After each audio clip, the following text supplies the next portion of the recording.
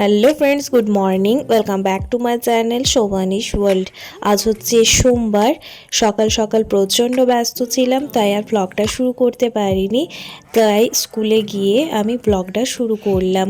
তো আজকে তো সোমবার আর প্রোগ্রামের প্র্যাকটিস চলছে এখন, আমি তো আগেও বলেছি। তো সেজন্য এদিকে আমাদের একটা মোক্ষম সময় ছিল, আর এই সময় তো নতুন আলু উঠছে। তো আমাদেরই একটা কলিগ দাদা তো আলু নিয়ে এসেছিল, ওদের মাঠে আলু হয়েছে, বেশ ছোট ছোট সাইজের ছিল আর সুন্দর ছিল আলুগুলো। তো সেই আলুগুলোই এখন পোড়ানো হচ্ছে।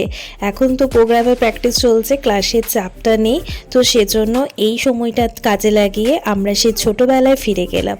ছোটোবেলা মাঠে গিয়ে নতুন আলু তোলার সময় মাঠে আলু পুড়িয়ে খেতাম, বেশ ভালো লাগতো সেই দিনগুলো। যাই হোক, আবার সেই দিনগুলো ফিরে পাচ্ছি, এটাই অনেক।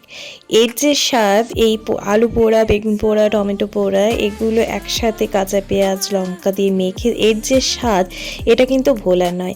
এখনকার জেনারেশন তো এই খাবারগুলোর স্বাদ পায়ও না, আর তার সাথে নাম শুনলেও যেন এক প্রকার চমকে ওঠে। আচ্ছা, যাই হোক, আজকে স্কুলের দিনটা বেশ ভালোই কাটলো। এখন বাজে বেলা 11:20 মতো। বাড়ি ফিরে গেলাম, জাস্ট বাড়ি ফিরলাম।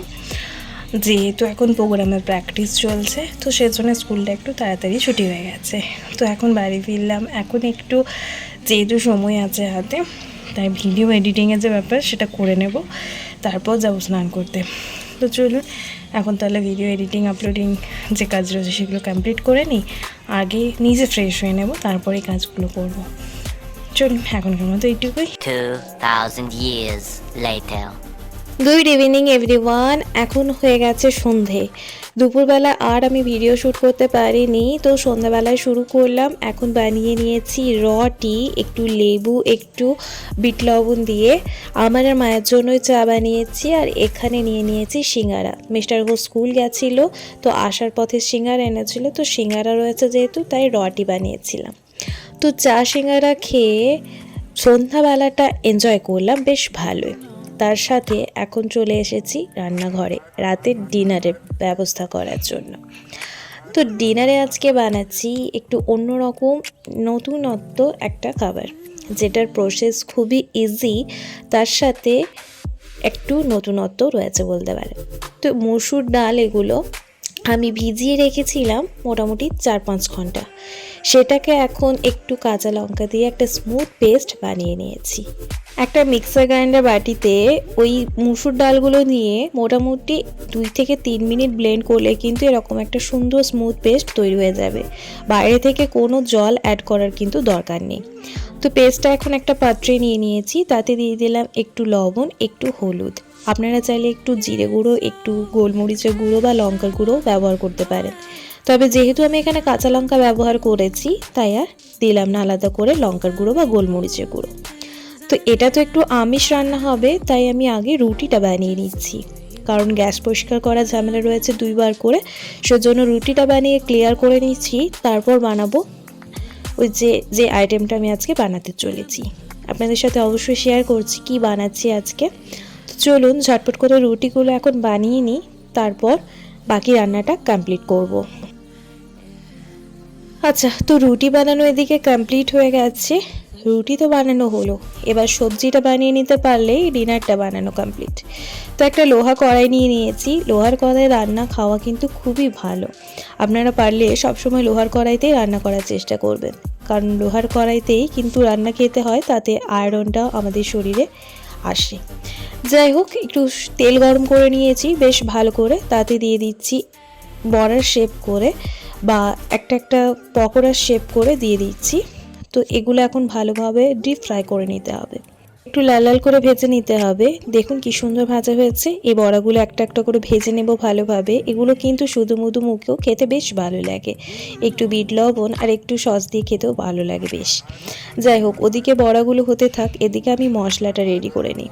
একটা বাটিতে নিয়ে নিয়েছি পরিমাণ মতো লবণ, হলুদ, জিরে গুঁড়ো, ধনে গুঁড়ো, কাশ্মীরি রেড চিলি পাউডার, গোলমরিচের গুঁড়ো আর একটু শাহি গরম মশলা।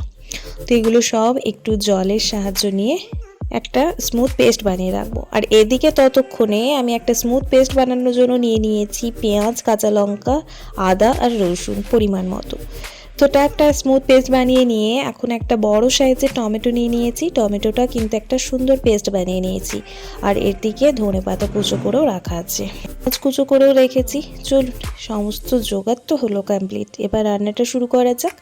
একটা ননস্টিকের প্যান নিয়ে নিয়েছি, তাতে দিয়ে দিয়েছি পরিমাণ মতো সর্ষের তেল, ওই 2 চামচের মতো। সেটাতে ফোড়ন দিয়ে দিলাম একটু জিরে, গোটা জিরে, তার সাথে দিয়ে দিলাম কুচিয়ে রাখা পেঁয়াজ। ভালোভাবে ব্রাউন করে ভেজে নিয়েছি। এখন দিয়ে দেব আদা কাঁচা লঙ্কা, যে স্মুথ পেস্ট বানিয়েছি সেই পেস্টটি। এখন পেস্টটা দিয়ে ভালোভাবে ভেজে নিতে হবে যতক্ষণ না আদা রসুনের কাঁচা গন্ধটা যায়। রান্নার প্রসেস আমরা কম বেশি সবাই জানি, যেহেতু আমাদের রেগুলারই রান্না করতে হয় বাড়ির বউদের। তো রান্না করতে অনেকে ভালোবাসেন, অনেকে ভালোবাসেন না। যারা রান্না করতে ভালোবাসেন তারা অবশ্যই নিত্য নতুন রান্না করার চেষ্টা করেন, ঠিক আমার মতো। রান্না করতে আমিও ভালোবাসি, রান্নার থেকে বেশি এক্সপেরিমেন্ট করতে ভালোবাসি সব জিনিস। রান্না তো অনেক রকম প্রসেসে অনেক রকম ভাবে হয়, তবে আমার সবই ইচ্ছা করে একটু ট্রাই করা সব রকম প্রসেস। সেজন্যই এইভাবে আমার আজকে রান্নাটা করা। যদি ভালো লাগে অবশ্যই শেয়ার করব ভেবেছিলাম, তাই ভিডিওটা শ্যুট করে রেখেছিলাম। পরে ভয়েস ওভার দিচ্ছি যেহেতু, তাই বলতে পারছি। আর ভিডিওটা শেয়ার করতেও ভালো লাগছে, কারণ বড্ড সুন্দর হয়েছিল খেতে। অবশ্যই আপনারা একবার বাড়িতে ট্রাই করে দেখতে পারেন, ঝামেলা কম, ঝঞ্ঝাট কম। যাই হোক, গল্প করতে করতে প্রসেসটা আপনাদের সাথে অনেকটা শেয়ার করা হলো, তবে আর বললাম না, মশলাগুলো যেহেতু বলাই ছিল। তো বড়াগুলো দিয়ে একটু ধনেপাতা কুচো দিয়ে নামিয়ে নিচ্ছি মায়ের জন্য। এটাতে আমি ডিম দেব, তো মা তো ডিম খায় না, সেজন্য 4টা বড়া দিয়ে ঝোলটা নামিয়ে নিচ্ছি, গ্রেভিটা। এটা তুলে রেখে দিয়ে এখন ডিমগুলো দেব ফাটিয়ে একটা একটা করে। অবাক হচ্ছেন না, কাঁচা ডিমকে দিয়ে দিচ্ছি, কোনো সেদ্ধ করিনি, কোনো ভাজিনি, কিচ্ছু না। হ্যাঁ, এই ঝামেলাটা থেকে মুক্ত হওয়ার জন্যই এই প্রসেসে রান্নাটা করা, একটু নতুনত্ব ধরনের। যাই হোক, তো ডিমগুলো দিয়ে দিলাম।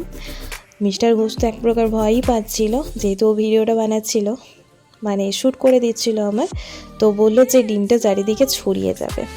ভয় পেয়ে গেলাম ওর কথা শুনে, বাট দেখুন কি সুন্দর হয়েছে না। এগুলো এখন আস্তে আস্তে উল্টিয়ে দিতে হবে। 2 পাশ হয়ে গেলে বেশ ভালো লাগবে খেতে, মশলাটাও বেশ ভালোভাবে ডিমের মধ্যে চলে আসবে। তো দেখুন একটু আস্তে আস্তে আলতোভাবে উল্টে দিচ্ছি। আচ্ছা, এর সাথে একটা কথা বলে রাখি, রান্নাটা তো একটা আর্ট, আমি এটা আগেও বলেছি, মানে বহুবারই বলেছি আর কি। রান্নাতে তেল মশলা তো লাগেই, তার সাথেও আরও একটা মানে আবশ্যিক জিনিস কি জানেন, সেটা হচ্ছে ভালোবাসা। যদি আপনি মন ভরে ভালোবেসে রান্নাটা করেন না, তাহলে সেটার স্বাদ মানে দ্বিগুণ হতে কিন্তু বাধ্য। এটার প্রমাণ কিন্তু আমি পেয়েছি, আপনারা দেখবেন একবার লক্ষ্য করে। যাই হোক, অনেক কথা বললাম। ওদিকে রান্না মোটামুটি কমপ্লিট, এদিকে ছানাও আমার রেডি হয়ে গেছে, আর এদিকে ধনে পাতা পুদিনা পাতা রেডি করা আছে, মাকে কাটা করালাম। এটা এখন চাটনি বানাবো। দেখুন এদিকে মোটামুটি আমার এই যে কি বলবো, এগ কারি বলি, এগ কারিটা প্রায় রেডি হয়ে গেছে। এখন ওভেনটা অফ করে ওপর থেকে একটু ধনেপাতা কুচো ছড়িয়ে দিয়ে ঢাকা দিয়ে রেখে দেব, তাতে দেখি ফ্লেভারটা বেশ ভালো হয়। চলুন এখন সেটাই করা যাক, আর ওভেনটা ততক্ষণে পরিষ্কার করে নিই। চলুন, ডিনারের সময় হয়ে গেছে, এখন বাজে 9:50 মতো। ডিনারের জন্য চলে এসেছি।